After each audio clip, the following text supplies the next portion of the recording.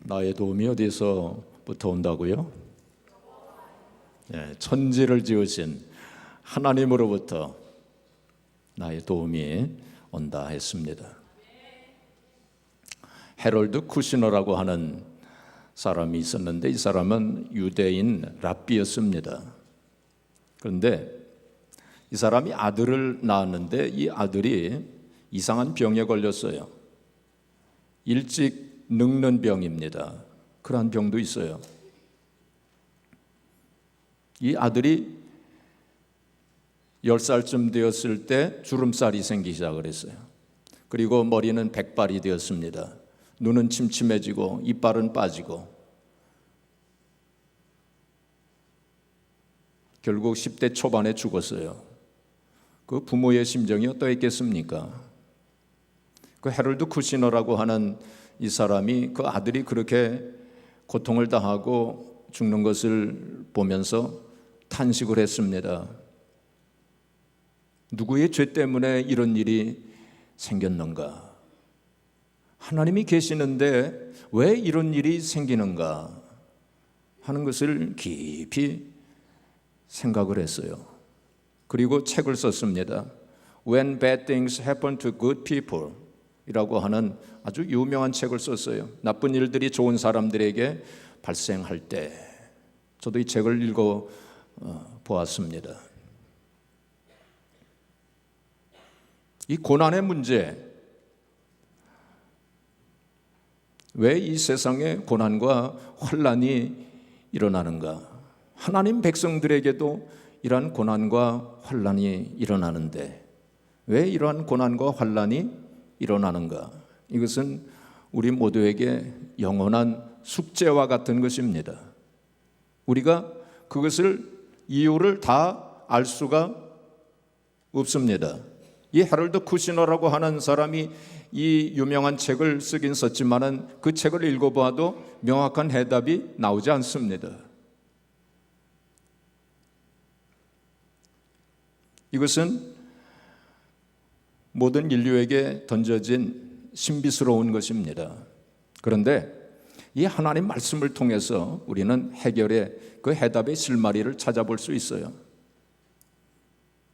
오늘 본문 말씀에 나오는 이 야곱이라고 하는 인물은 참 고난과 환난을 많이 겪은 그러한 인물이었습니다.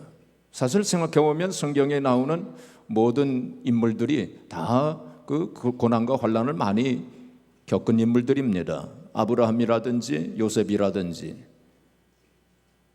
혹은 모세 혹은 다니엘 혹은 바울 등등 성경에 나오는 모든 인물들이, 또 21세기를 살아가고 있는 우리들, 또 모든 성도들에게 이러한 고난과 환난이 있는 것을 보게 됩니다.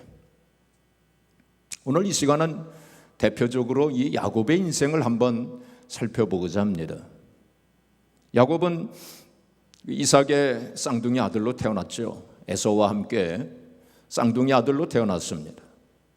몇 분 상관으로 자기가 장자가 되지 못하고 둘째 아들이 된 것을 아쉽게 생각을 한 야곱이 팥죽 한 그릇에 그 형으로부터 장자의 명분을 빼앗았습니다. 그리고는 또 아버지까지 속여가지고 장자가 받는 축복을 또 빼앗았어요.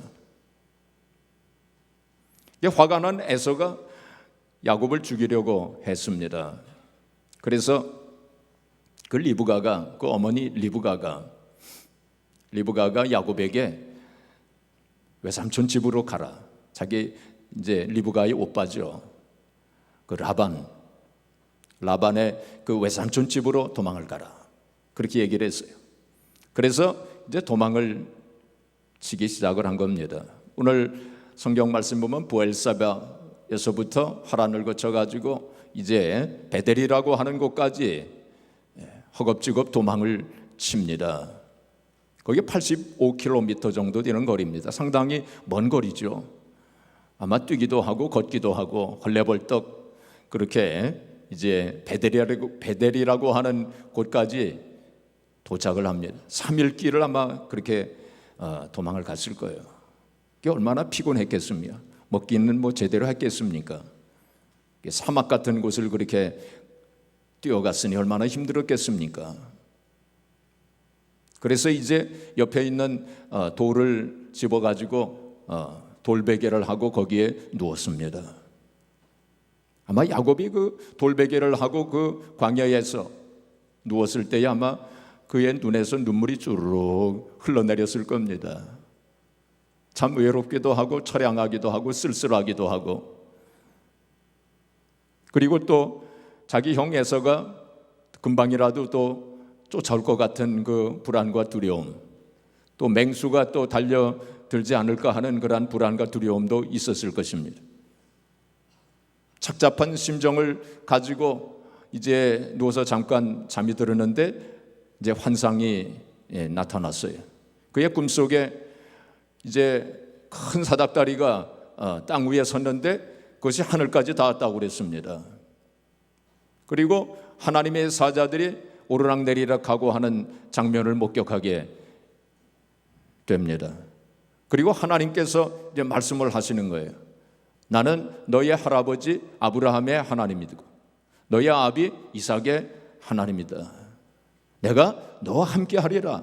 내가 너를 인도하리라. 그리고 네가 누운 땅을 너와 네 자손에게 주리라. 너의 자손들이 티끌과 같이 그렇게 많아지고 번성하게 되리라. 그리고 내가 너를 끝까지 인도하리라 하고 그렇게 말씀을 하십니다.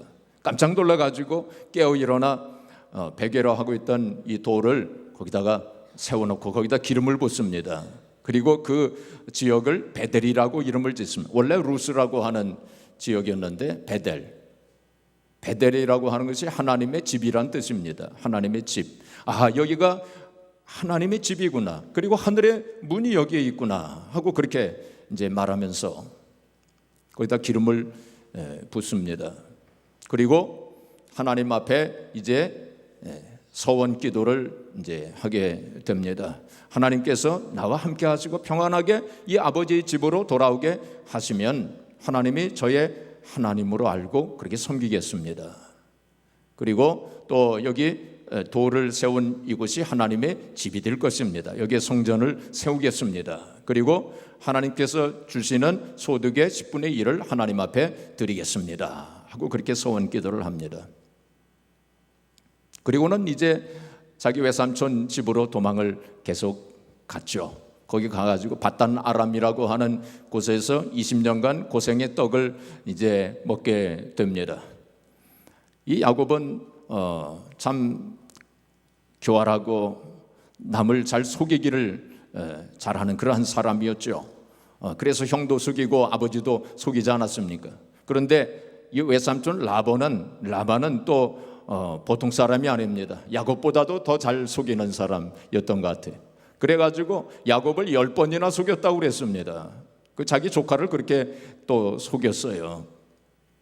그래가지고 20년 동안 고생의 떡을 먹었지만은 하나님께서 은혜를 베푸셔서 이제 그 라반의 딸과 결혼도 하고 그래서 12아들을 낳지 않습니까?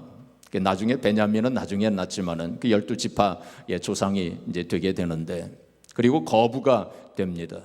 그래가지고 이제 고향 땅으로 다 가족들과 함께 재산을 가지고 이제 고향 땅으로 돌아오게 되는데, 에서가 그 쌍둥이 형 에서가 400명의 사람을 이끌고 맞이하러 온다고 하는 소식을 듣고서는 두려워서 야복강이라고 하는 곳에서 그 밤새도록 하나님과 씨름하면서 기도하지 않습니까?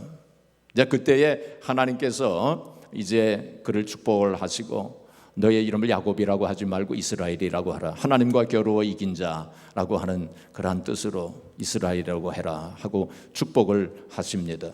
그리고 이제 세겜이라고 하는 곳에 가서 살고 또 베델이라고 하는 곳에 와서 또 살게 되고, 나중에 이제 요셉이 그의 아들 11번째 아들 요셉이 애굽의 종으로 팔려가지 않습니까? 거기서 이제 또 하나님 역사하셔서 애굽의 국무총리가 되고, 그래서 또 다른 가족들 전부 불러 드리고, 그래서 야곱도 애굽으로 가서 이제 살게 되지 않습니까? 그러다가 47세에 이제 애굽에서 별세를 하죠. 야곱이 애굽에서 별세를 이제 하게 됩니다. 그러니까 참 야곱의 인생은 파란만장한 인생이었어요. 그래서 참 고난도 많았고 환난도 많았던 사람이 야곱입니다. 그 야곱이 나중에 애굽 왕 바로 앞에서 내가 험악한 인생을 살았나이다 하고 그렇게 고백을 할 만큼 그게 고난도 많았고 환난도 많았던 인물이었어요. 그런데 또한 이러한 고난을 통해서 많은 은혜와 축복을 경험한 사람이기도 했습니다. 그래서 오늘 이 야곱을 통해서 그 고난의 의미와 또 고난을 통해서 얻어지는 은혜와 축복에 대해서 함께 생각해 보려고 하는 것입니다. 첫째로 고난은 죄로부터 옵니다. 고난이 어디로부터 와요? 죄로부터 옵니다. 자, 베드로전서 2장 20절 우리 같이 읽겠습니다. 죄가 있어 매를 맞고 참으면 무슨 칭찬이 있으리요. 그러나 선을 행함으로 고난을 받고 참으면 이는 하나님 앞에 아름다우니라. 죄가 있어 매를 맞을 수 있다는 거죠.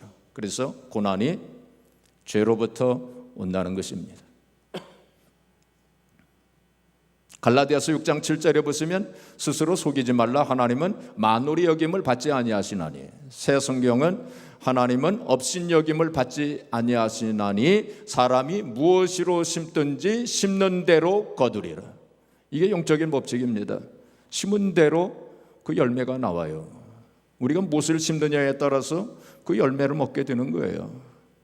그러니까 죄악의 씨앗을 뿌리면 죄악의 열매를 맺게 된다는 것입니다.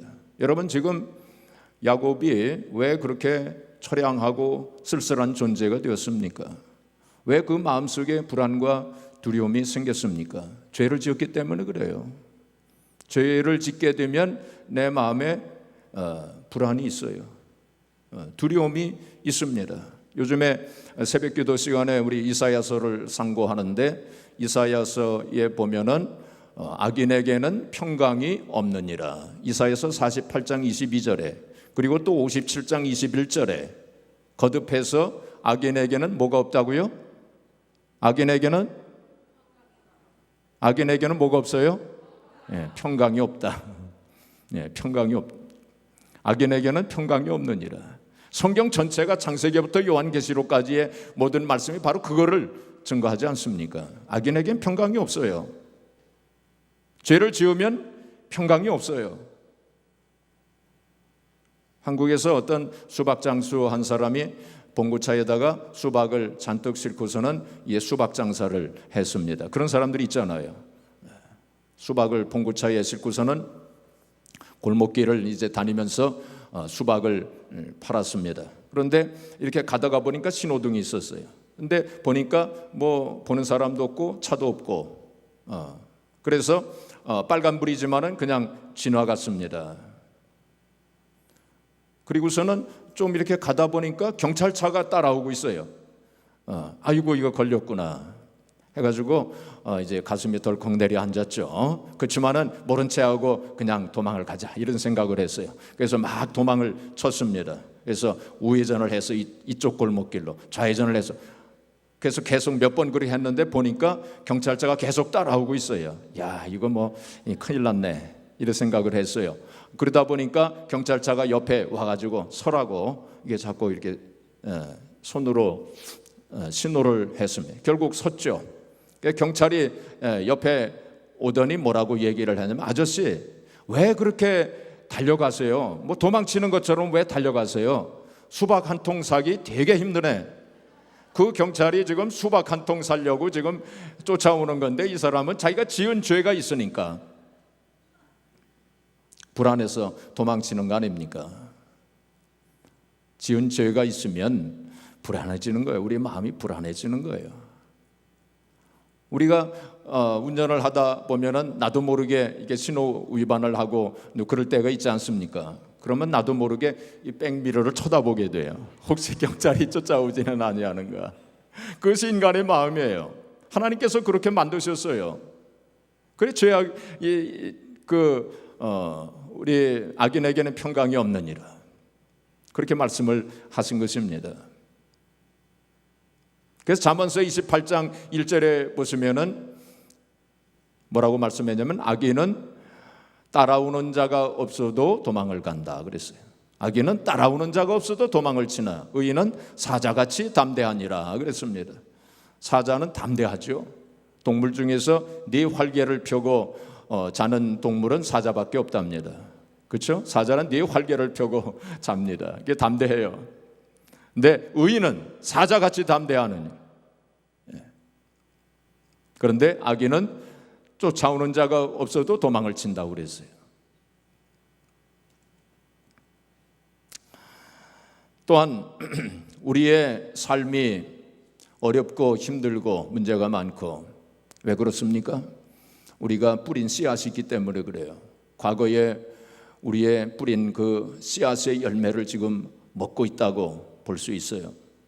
삼손이 원래는 나스린이었습니다. 거룩하고 정결하게 그렇게 살도록 구별된 그런 사람이었어요. 그러나 드릴라라고 하는 여인에게 빠져가지고 결국 비참하게 되지 않습니까? 그 뿌린 죄악의 열매를 먹은 거예요.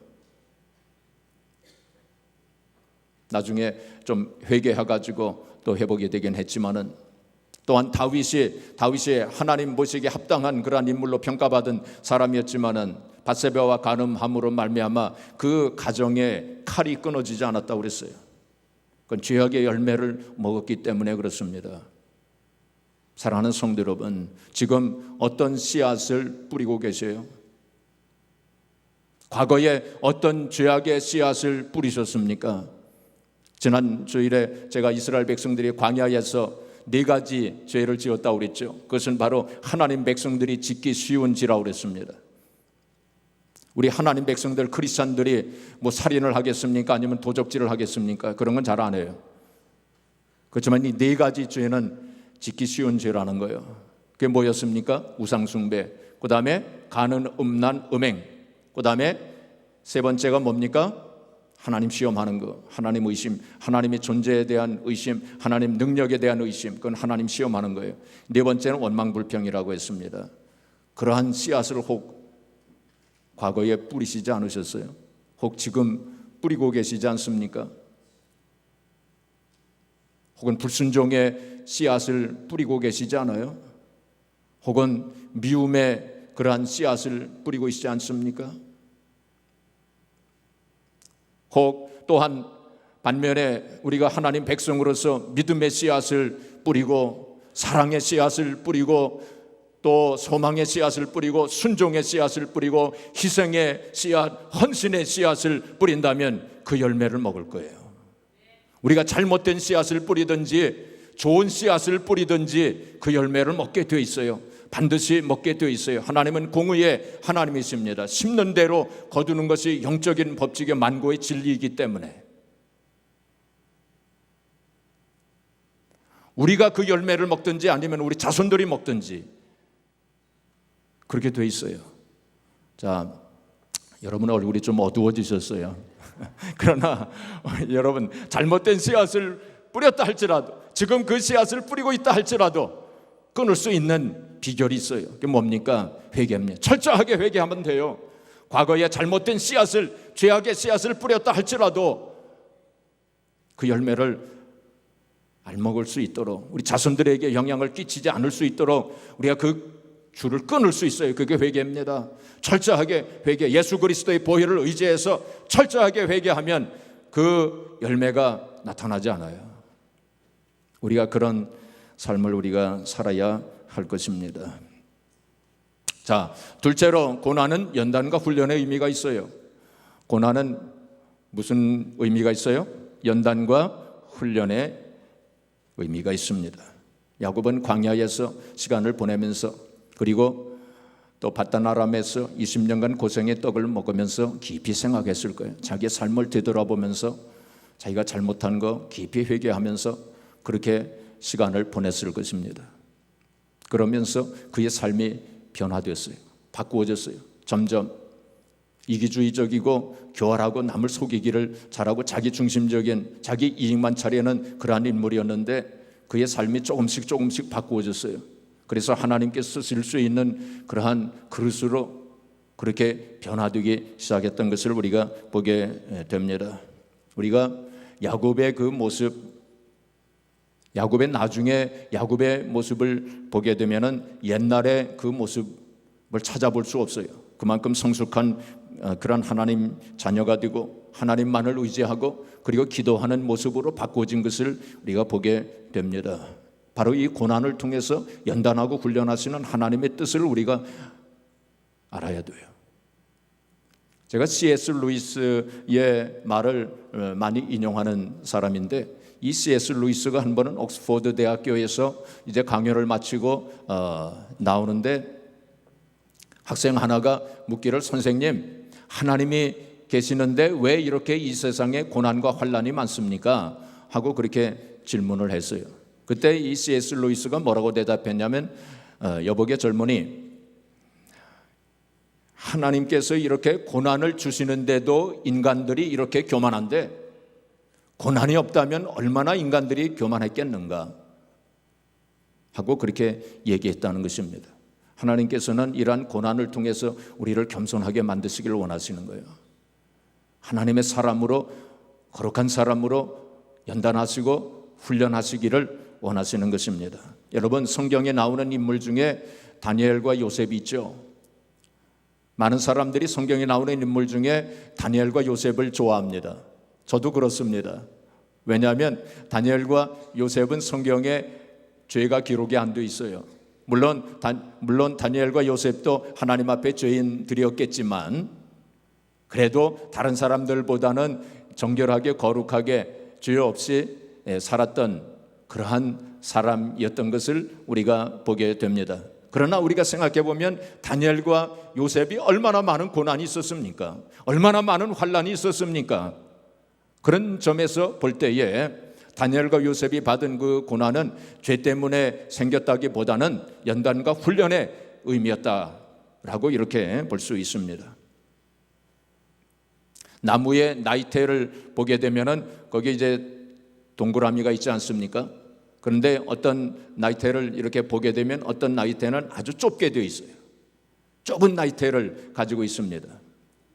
식물학자들이 뭐라고 얘기하느냐면은 그 아주 좁은 나이테를 가지고 있었던 해는 그때는 아주 참 그 흉년이 들었기 때문에 가뭄이 되었기 때문에 비가 오지 않았기 때문에 그 나무가 자라지 못하고 그래서 아주 좁은 나이테를 가지고 있다는 거예요. 그렇게 되면 그 나무는 어떻게 하느냐면은 깊이 뿌리를 박는답니다. 어떤 나무는 100m까지 뿌리를 뻗친대요. 그렇게 들어간답니다. 그리고 그 좁은 나이테, 바로 그 다음 나이테를 보게 되면은 아주 넓게 되어 있대요. 그러니까 가뭄이 들어가지고 나무가 자라지 못할 때 바로 고난의 시기였어요. 그 나무에게는 고난의 시기였습니다. 그런데 그걸 잘 견디고 뿌리를 깊이 박게 되면은 나중에 더 크게 자라서 거목이 되어지는 거예요. 사랑하는 성도 여러분, 우리들 가운데, 우리 성도님들 가운데 지금 고난과 역경의 기간을 보내시는 그런 분들도 있을 것입니다. 바로 그 고난과 역경의 기간, 지금 그 시기는 뿌리를 깊이 박는 그러한 시기인 줄로 믿으시기 바랍니다. 그래서 고난과 연단, 그 연단과 훈련을 잘 받으셔야 돼요. 야곱이 이러한 연단을 잘 받았어요. 그게 결국은 이제 이스라엘 12지파의 조상이 되지 않습니까? 생각해 보면 우리가 아브라함을 이스라엘의 조상이라고 부르지만은 아브라함의 자손 중에는 이스마엘도 있었어요. 그러니까 순수한 이스라엘의 조상이라고 하기는 좀 그렇습니다. 이삭도 마찬가지. 이삭도 에서하고 야곱이 있지 않았어요? 그 에서는 에돔의 자손이 돼 이스라엘 자손이 아닙니다. 그렇기 때문에 순수하게 이삭도 이스라엘의 조상이라고 말할 수 없어요. 그러나 야곱은 12지파가 순수하게 다 이스라엘의 자손이 되지 않았습니까? 그러니까 순수한 면에서 보면은 야곱이 이스라엘의 조상이다라고 말할 수 있어요. 야곱이 이러한 연단과 훈련을 잘 받았기 때문에 그러한 일이 일어났다라고 볼 수 있습니다. 그런데 어떤 분들은 이렇게 생각할지 모릅니다. 자, 이제 고난의 원인이 죄 때문에 생기기도 하고 또한 연단과 훈련의 의미도 있다 그러는데, 지금 내가 받고 있는 이 고난이 죄 때문에 생긴 겁니까? 아니면 연단과 훈련의 의미를 가지고 있습니까? 여러분, 우리가 어떤 고난과 환난을 당할 때 이거 죄 때문에 생긴 건가? 아니면 연단과 훈련의 의미가 있는 건가? 우리가 많은 경우에 그걸 분별하기 힘들어요. 복합적으로 작용합니다. 그렇기 때문에 중요한 것은 우리가 어떤 경우에든지 겸손하게 자기를 되돌아보면서 회개하는 마음 필요해요. 그리고 또 연단과 훈련의 그러한 의미를 가지고 잘 이겨나가는, 인내하고 이겨나가는 그런 마음을 가지시기를 바랍니다.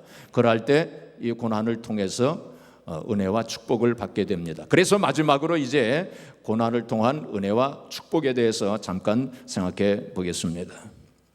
야곱이 광야에서 이제 돌을 베개라 하고 자고 있을 때, 그때 이제 사닥다리가 보이고 또 천사들이 왔다 갔다 하고 하나님의 음성이 들리지 않았습니까? 자, 12절 13절 우리 같이 또 읽어보겠습니다. 꿈에 본즉 사닥다리가 땅 위에 서 있는데 그 꼭대기가 하늘에 닿았고, 또 본즉 하나님의 사자들이 그 위에서 오르락내리락 하고, 또 본즉 여호와께서 그 위에 서서 이르시되. 그까지만. 네. 자, 여기 보면 우리말 성경에 본즉, 꿈의 본즉 그렇게 돼 있죠. 또 그 꼭대기가 하늘에 닿았고 또 본즉 그렇게 되어 있습니다. 또 13절 처음에 또 본즉 여호와께서 그 위에 서서 이르시되. 본즉이라고 그렇게 번역을 했죠.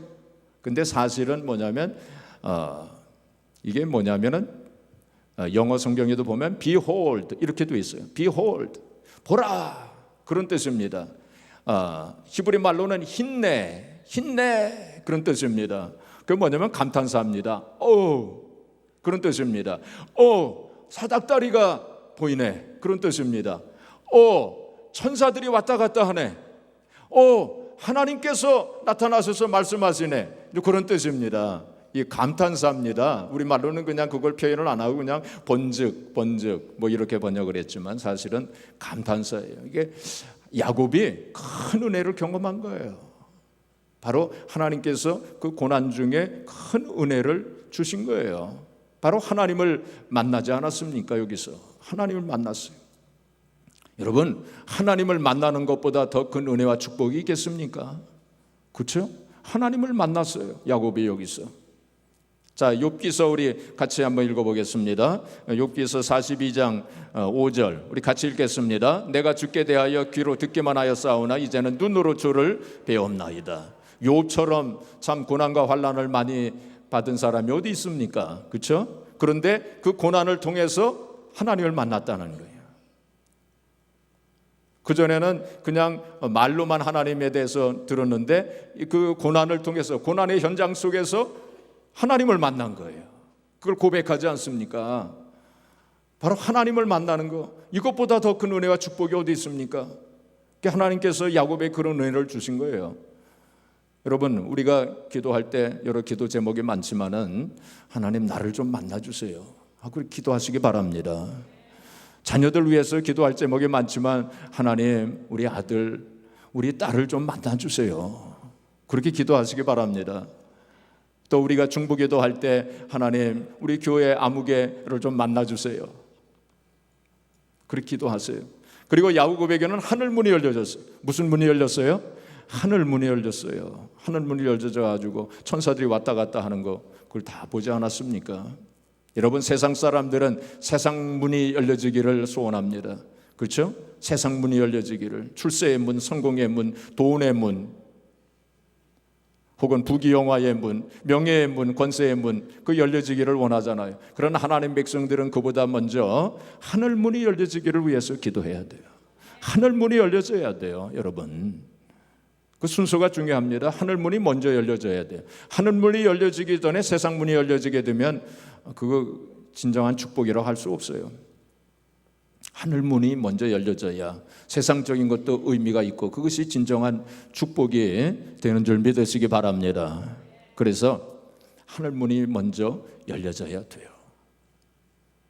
우리가 하늘 문이 열려졌을 때 예수 그리스도 알게 되고, 그래서 예수님을 믿고 영접함으로 하나님의 자녀되는 권세를 가지고 구원받지 않습니까?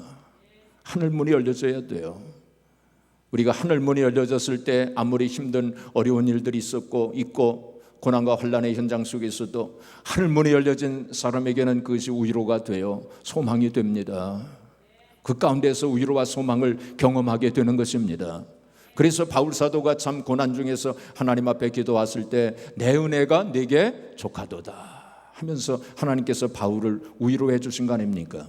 바로 또한 그러한 상황 속에서 3층 천을 경험하게 되지 않습니까? 스데반 집사님이 돌에 맞아 순교하는 그 상황 속에서 하늘문이 열려진 것을 보지 않습니까? 그럴 때 그의 얼굴이 천사처럼 빛났다고 그랬어요. 우리가 하늘문이 열려지지 아니하면 우리의 마음이 좁아져요. 세상적인 것 보게 됩니다. 세상적인 생각을 하게 됩니다. 하늘문이 열려지지 아니하게 되면 작은 일에도 우리가 시험에 들고 억울해하고 속상해하고 다른 사람 미워하게 되고 시기 질투하고 하게 되고 용서하지 않게 되어지고 그런 마음을 가지고 하늘문이 열려지지 않아서 그래요. 하늘문이 열려져야 돼요. 하늘문이 열려지면 바로 비로소 예수님께서 하신 말씀처럼 원수까지도 사랑할 수 있게 되는 거예요. 원수까지도 위에서 눈물로 기도하면서 그를 위해 축복 기도할 수 있는 마음이 어디서 나옵니까? 바로 하늘문이 열려진 사람에게나 가능한 일이에요. 그래서 우리가 늘 하늘문이 열려지는 그런 삶을 살아야 돼요. 사랑하는 성도 여러분, 어떤 고난과 환난 속에서도 어떤 상황과 형편 속에서도 늘 하나님을 만나고 또 하늘문이 열려지는 신령한 은혜와 축복의 삶을 사시기를 주님의 이로 축복합니다. 세상 사람들은 돈이 없으면 돈을 따라갑니다. 사업이 잘 안 되면 사업을 따라갑니다. 인간관계가 틀어지면 사람을 따라갑니다. 여러분, 그러나 우리 하나님 백성들은 어떤 상황과 형편 속에서도 그렇게 해서는 안 돼요. 바로 하나님을 따라가야 돼요. 주님을 따라가야 돼요. 지난 주일날 이스라엘 백성들이 여리고 그 요단강을 건널 때 바로 언약궤를 바라보면서 바로 언약궤는 하나님의 임재를 가리킨다고 그랬어요. 하나님을 바라보면서 믿음의 지원전케 하시는 이엔 예수 그리스도만을 바라보면서 요단강을 건너가 가나안 땅으로 들어가야 된다고 그런 말씀을 드렸어요. 어떤 상황과 형편 속에서도 주님만을 바라봐야 돼요. 다른 거 바라보지 마시고 환경 바라보지 마시고 문제 바라보지 마시고 다른 사람들을 바라보지 마시고 오직 주님만을 바라보셔야 돼요. 지금 야곱에게 필요한 게 무엇입니까? 사람입니까? 아니면 구조대입니까? 돈입니까? 아닙니다. 하나님을 만나는 거예요. 그 상황 속에서 하늘문이 열려지는 그것이에요. 그것만 이루어지면 다른 거는 다 따라오게 돼 있어요.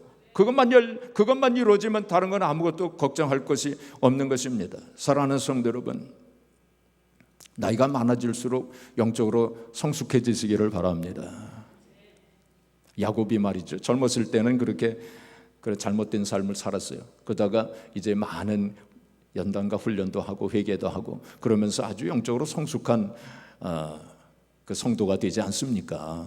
그래서 나중에 이제 애굽에서 이제 별세할 때 침상머리에 잡고 그리고는 자손들 위해서 한 사람 한 사람 자손들이 다 와서 머리 숙여 기도받지 않습니까? 야곱이 그 영적 권위가 있었어요. 야곱이 그런 성도가 되셔야 돼요.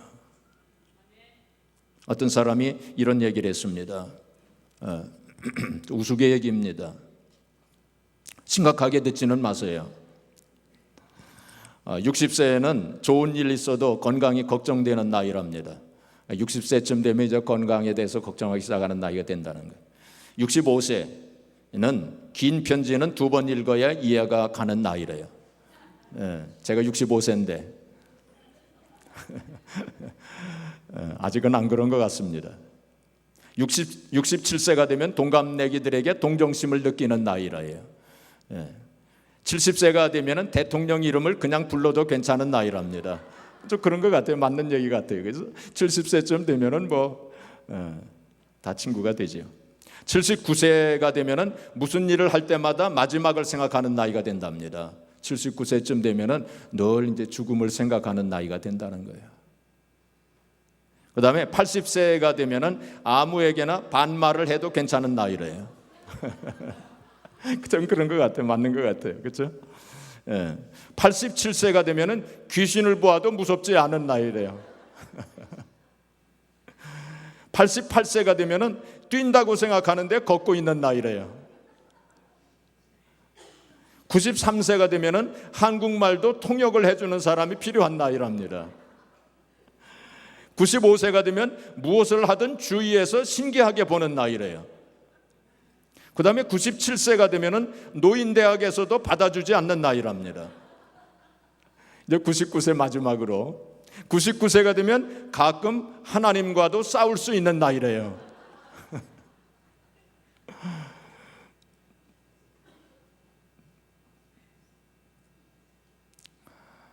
오래 사세요. 오래오래 사세요. 장수하세요. 예, 건강하게. 우리 교회는 장수하는 교회로 소문난 교회입니다. 예, 앞으로는 이 의학이 발달해가지고 평균 수명이 120세가 된답니다. 120세가 될 날이 얼마 남지 않았대요. 그러니까 120세까지 사세요. 근데 120세가 되더라도 하나님과는 싸우지 마세요. 하나님은 쓸 수가 없으신 분이십니다. 하나님께서 우리에게 행하시는 모든 일들 그 뜻이 있어요. 그 뜻을 잘 생각을 하세요. 그리고 그걸 받아들이세요.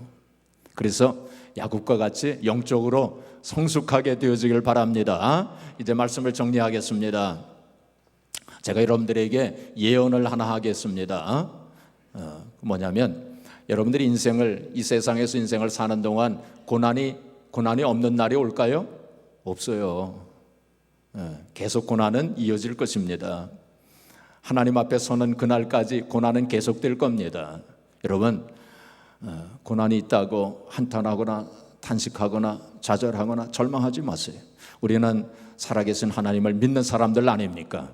그래서 어떤 상황과 형편 속에서 어떤 고난이 와도 낙심, 좌절, 절망, 의심하지 마시고 그 의미를 깊이 생각하세요. 그래서 회개할 거면 회개하세요. 그리고 연단과 훈련의 의미를 깊이 생각하면서 잘 인내하세요. 그래서 예수 그리스도를 닮아가는 그런 성도가 되어지고 또 그걸 통해서 큰 은혜와 축복을 받는 성도. 그래서 야곱과 같이 큰 은혜를 경험하고 축복을 경험함으로 하나님 앞에 영광을 돌리시고 또 하나님의 영광에 들어가는 저와 여러분들이 되어지기를 주님의 이름으로 축복합니다.